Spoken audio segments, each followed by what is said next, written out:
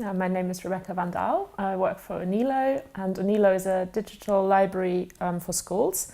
We have just over 70 animated picture books, and they're made especially for use in classrooms on the whiteboards that the schools have these days. And so they have a little bit of animation, enough to capture attention and imagination, but not so much that the kids are distracted, or it would be like watching a video or playing the sort of app that you might play at home.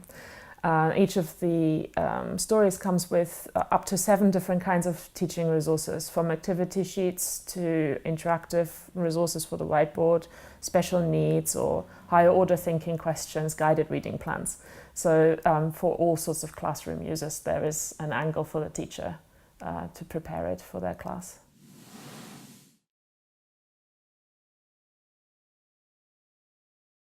We work with a lot of different publishers, so in fact we do not create our own content. All the picture books that we do have are from UK publishers mainly, but also our head office is in Germany, so some of our colleagues' titles as well. We work with Egmont and Berlin, Be Small, lots of different publishers in the UK. We choose the best picture books for our purpose, so the best picture books for primary school.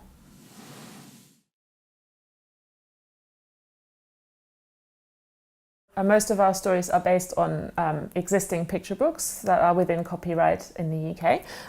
One of the examples is the Tobermory Cat by Debbie Gliory, and we work with Berlin publishers in Edinburgh on this title.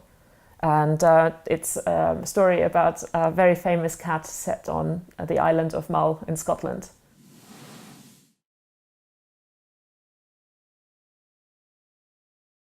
We've got just over 70 stories, and about 10% of them are based on characters and stories that are out of copyright, and all the remaining stories we buy from publishers in the UK and also in Germany, where our head office is based.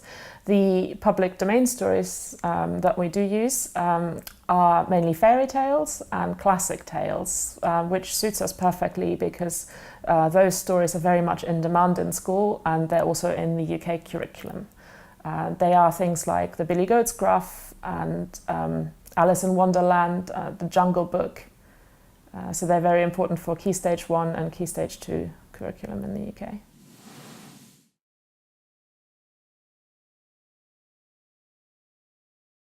There are quite a few advantages that are particular perhaps also to our business, because we work with teachers, and teachers like things that they're familiar with.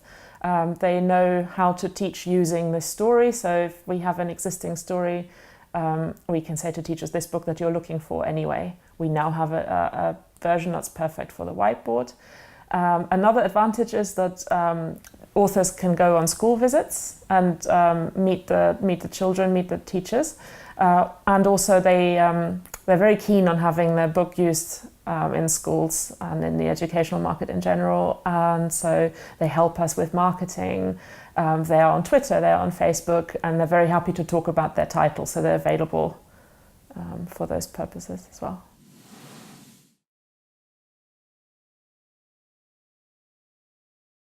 For the public domain stories, the titles we have chosen, they work particularly well for an educational publisher like us, because the fairy tales and classic story retellings are very important in the UK curriculum. In Key Stage 1, you read a lot of fairy tales, and we have Little Red Riding Hood and the Billy Goat's Gruff, Three Little Pigs, and then in Key Stage 2 you read the classic tales.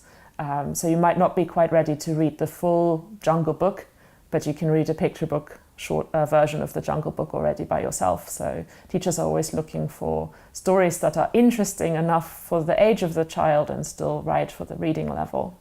And we have Alice in Wonderland as well, and Peter Pan.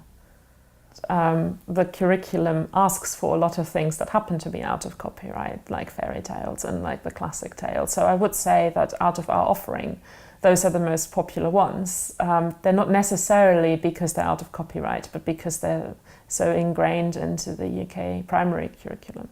We perhaps started with more of the out of copyright titles simply because they were easily available for us to animate and translate and start our library so that we have titles to start with quickly.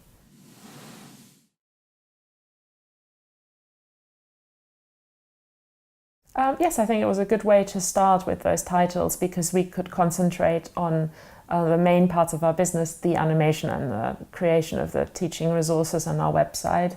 We didn't at the beginning have to worry that much about the time it takes to negotiate and do all the other sides and the royalty accounting. So at the beginning, that I think I would recommend starting with stories like that. It was easier.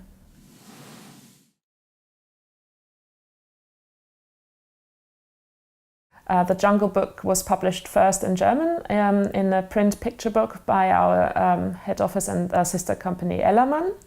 And they commissioned author Ulrike Rogler to retell the story using the same characters, but retell a day in the life of the characters that might have happened.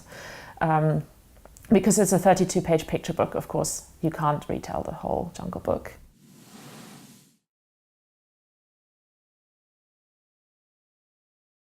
The Jungle Book is just such a famous story that young children who can't quite read the Jungle Book proper themselves yet, but maybe their older brother or sister is reading that, and this gives them a chance to also read about the characters. Maybe they have seen the film, but they can now read the picture book version themselves already.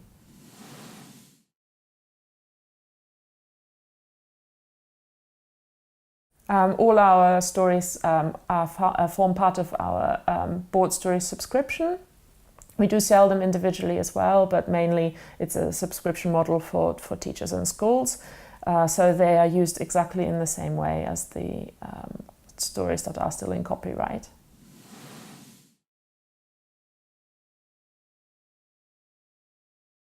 So the way we reuse the public domain stories is actually quite complicated. In the case of the Jungle Book, the characters are of course out of copyright, but we commissioned Ulrike Rogler to rewrite a story which is a new story of what might have happened on one day in the life in the jungle with the existing characters. So of course this creates a derivative copyright in her retelling of the story, in her reimagining, which we believe is very close to the original ideas of Rudyard Kipling. And then of course also we had it illustrated. Again, that created a derivative copyright, and Sonja Spaltenstein illustrated it in this case. On top of that, we animate the story, and we have copyrights in the player that we use. So there's a layer of copyright added to the original story.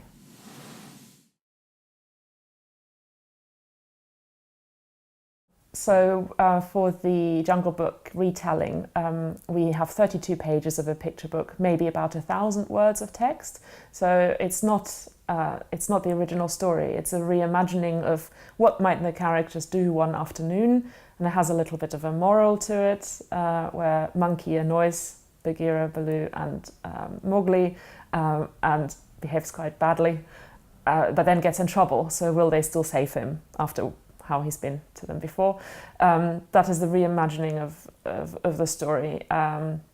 Now, within that, the characters' names are of course the same. The characters behave in ways that you would expect them to behave.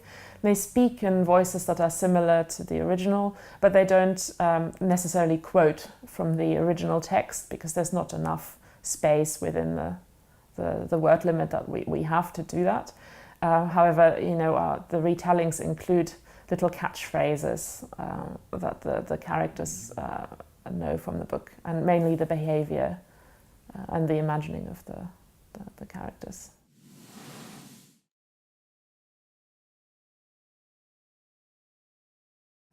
So another public domain story that we've adapted, a retelling of a classic tale, is Alice in Wonderland.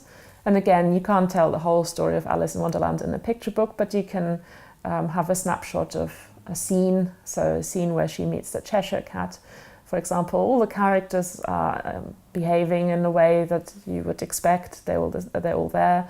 And then you have all the elements from the story that you might recognize the drink me and eat me signs, things like that. So there are some direct quotes from the original story in that picture book adaptation in our board story.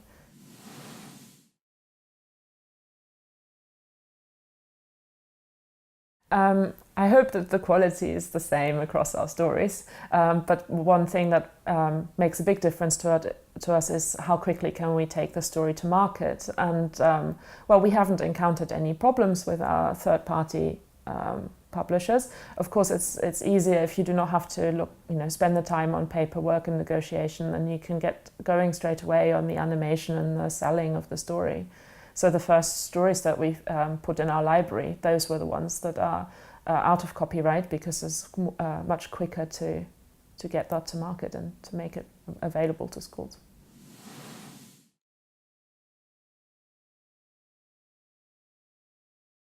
Some of the costs we have are the same, and I think the biggest cost is our animation, just like for a traditional publisher, printing would be the biggest cost. Then for the works that are out of copyright, we have some small costs for authors and illustrators to reimagine parts of the story.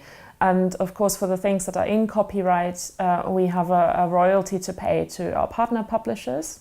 And I wouldn't say that those are the main costs, though, when it comes to stories that are in copyright. The main cost is the time of negotiating, meeting publishers, deciding the stories, and sometimes simply waiting for paperwork. So even though we haven't had any problems with acquiring titles, the time it takes stops you from bringing the story to market quickly.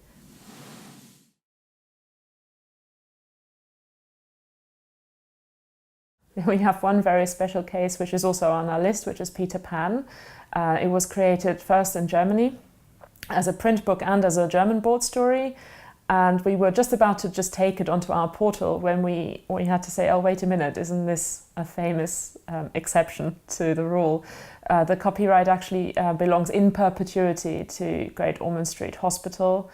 And so it didn't expire after 7 years. It has a complicated history. We can't go into too much detail, but in the end we negotiated the copyright with Great Ormond Street, who are very happy to have a board story available to schools. After all, they have a hospital school themselves as well.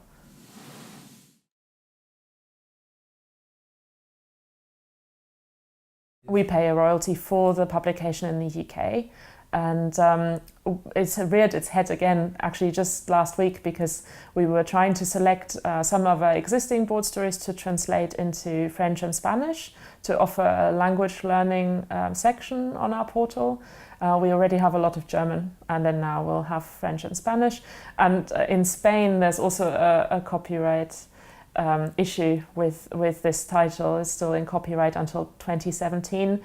So we're a bit wary about choosing that for our Spanish selection. We actually decided to use Alice in Wonderland in the Jungle Book instead.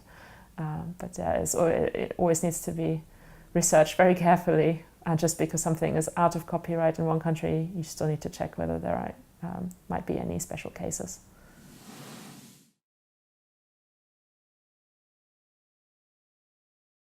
I mean, when you pick a story for our list, it's always a risk. I mean, you can't ever really be sure. I mean, some stories like the fairy tales, like I said, they're so ingrained in the curriculum that we get asked by teachers to add this or that fairy tale, so we know if we manage to make a board story for that fairy tale that it will be used and it will be popular. With other stories, there might be some that we know would be really popular, and the print book is being used by schools, but the publisher isn't interested in giving us the rights because maybe they've given them elsewhere, or a lot of partners perhaps a bit worried about digital subscription modules. So there's some books that we can't get that we would love to have as well. So it's then much easier for us to go back to a public domain title which we know will be popular.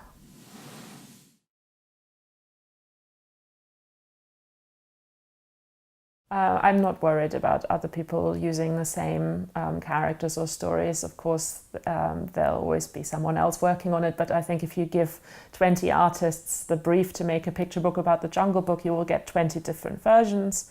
And because we're quite specific in the way we work for schools and the combination with our teaching materials as well, the way we look at titles, the way we supply the teachers with questions that they can use in class. I don't think there's anybody else who does it exactly the same. And even if there were, I think in the end the best book will win, and I think that's fair enough. So for our business, we don't worry about that.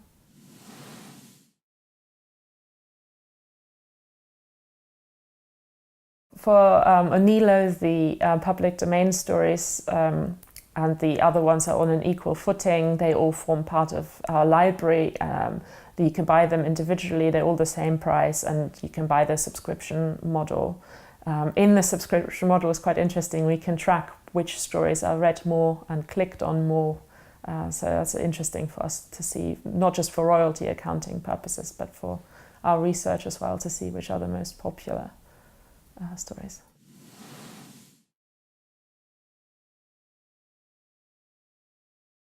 Fairy tales, I think, by a long way, most popular. And then we have two stories that are within copyright. One of them is by Julia Donaldson, famous Julia Donaldson, the Day Monkey, Night Monkey. And there are two reasons that one is popular. First, it's Julia Donaldson. And the second reason is that it's about diurnal and nocturnal animals. And that is also a very specific little thing that is very important in the curriculum. So that is popular. We have another story by Neil Griffiths, which is about a caterpillar, and something exciting will happen to him, and we can all guess what that is. And animal transformation is also, it's a very specific thing that we wouldn't think about very often to look for in a picture book, but it is very important again in the curriculum. So you have a lot of caterpillars becoming butterflies and tadpoles and frogs. You learn that in year 1 in the autumn. And then that's the same across primary schools in the UK.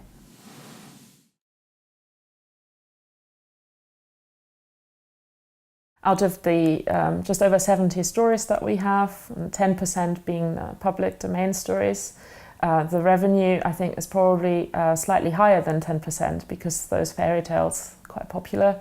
I would estimate about 20 to 25% of the revenue is made up by public domain texts.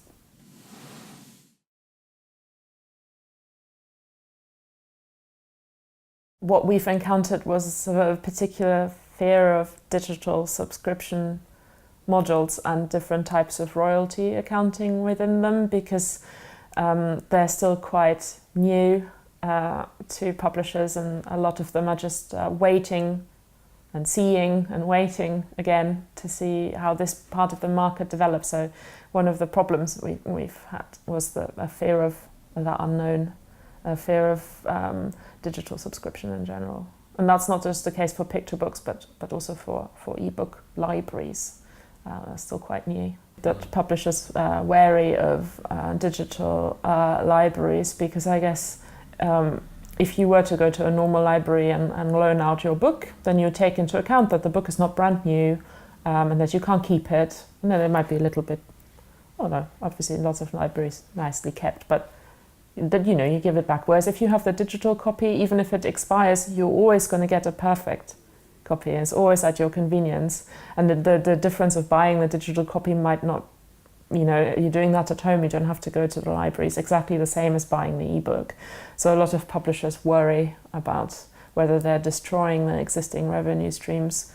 And a lot of publishers have a blanket policy on just nothing that is digital and subscription. So that's, there's some publishers that are just waiting and seeing and won't consider this kind of business model at the moment. I'm sure that will change in the next few months, hopefully not years. But yeah, that's just one of the problems we've encountered on the way.